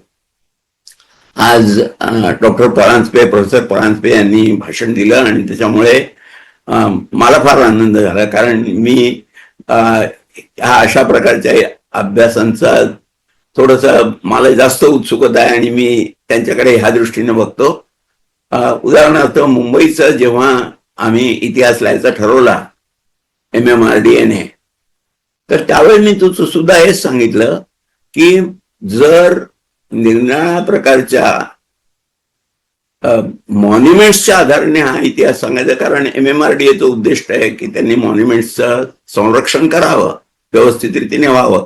तर मॉन्युमेंट्सच्या माध्यमातून म्हणजे निरनिराळ्या प्रकारची देवळं, घरं किंवा अशा प्रकारच्या ज्या वास्तू असतील त्या वास्तूंच्या माध्यमातून मुंबईचं नागरीकरण कसं झालं, त्या नागरीकरणामध्ये उच्च नीच असे पॉइंट्स कसे आले, कधी एकदम उंच स्तरावर गेलं आणि कधी एकदम खाली स्तरावर आलं, कारण त्याचा वित्ताशी संबंध असतो, वित्तीय उत्कर्षाशी संबंध असतो.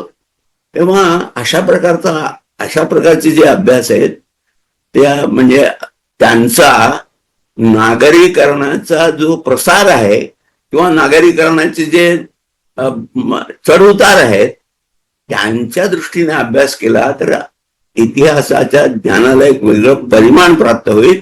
आणि आज डॉक्टर परांजपे यांनी या विषयाची आपल्याला ओळख करून दिली आणि त्याचं काय पुढे त्याच्यातून काय काय प्रकारचे अभ्यास केले जाऊ शकतात याची आपल्याला कल्पना दिली, त्याबद्दल मी त्यांना धन्यवाद देतो. आयोजकांना मला माझे विचार व्यक्त करण्यासाठी जी संधी दिली त्याबद्दल त्यांचेही आभार मानतो आणि माझं भाषण संपवतो. धन्यवाद.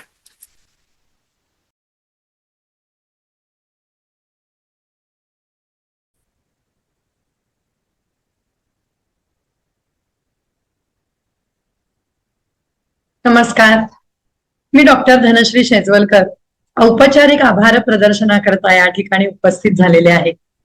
डॉक्टर शोभना गोखले यांच्या स्मरणार्थ आयोजित करण्यात येणाऱ्या व्याख्यानमालेचं हे 11वं वर्ष आहे. संविद्या सांस्कृतिक अध्ययन संस्थेद्वारे होणाऱ्या या व्याख्यानमालेकरता गोखले कुटुंबियांचे मोलाचे सहकार्य आम्हाला कायमच लाभलेले आहे. या प्रसंगी मी सर्व कुटुंबियांचे आणि विशेषतः गोखलेबाईंच्या कन्या डॉक्टर अंजली फडके यांचे ऋण व्यक्त करते. कोकण चक्रवर्ती शिलाहारांच्या सांस्कृतिक इतिहासाचा परिचय करून देणारे आजचे व्याख्यान ज्यांनी दिले त्या प्राध्यापक डॉक्टर विंदा परांजपे यांचे मी मनःपूर्वक आभार मानते. तुमच्या प्रदीर्घ संशोधन कार्याचा आलेखच जणू या व्याख्यानातून आम्हाला बघायला मिळतो. आपल्या अतिशय व्यस्त वेळापत्रकामधून वेळ काढून या कार्यक्रमाचे अध्यक्षपद स्वीकारल्याबद्दल मी डॉक्टर अरविंद जामखेडकर यांनाही धन्यवाद देते. सर, तुम्ही आमच्या अध्यक्षीय समारोपात व्यक्त केलेले विचार आम्हाला पुढील अभ्यासाला आणि संशोधनाला प्रेरित करणारे आहेत. कार्यक्रमाच्या संपूर्ण आयोजनात थरथरेची मदत करणारे अपरांत प्रकाशनाचे संचालक श्री पराग पुरंदरे यांचेही मी आभार मानते. कार्यक्रमाला उपस्थित सर्व श्रोत्यांनाही मी धन्यवाद देते. आपण सर्व श्रोते या व्याख्यानाला उपस्थित राहिलात, त्यामुळे हा कार्यक्रम यशस्वी झाला. संविद्या सांस्कृतिक अध्ययन संस्थेच्या यापुढील कार्यक्रमांना देखील आपला असाच उत्साही प्रतिसाद मिळेल अशी आशा व्यक्त करून आजचा कार्यक्रम संपन्न झाला असं मी जाहीर करते. धन्यवाद.